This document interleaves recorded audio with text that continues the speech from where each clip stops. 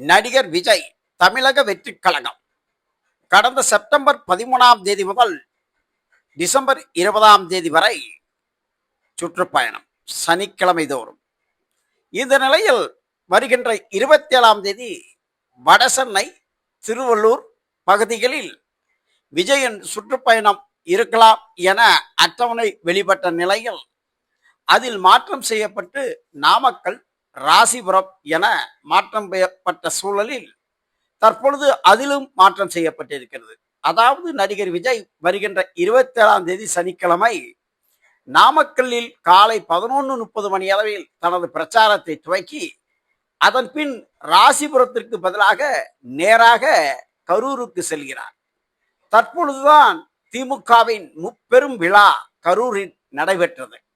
இங்கு இப்பகுதி கரூர் திமுகவின் செந்தில் பாலாஜியின் கோட்டையாக கருதப்படுகிறது.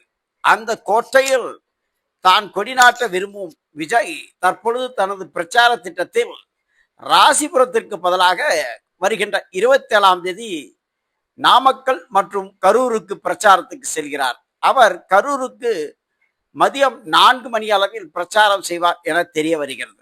எனவே இதை பற்றி அதிகாரப்பூர்வமான அறிவிப்பு விரைவில் வெளியிடப்படும்.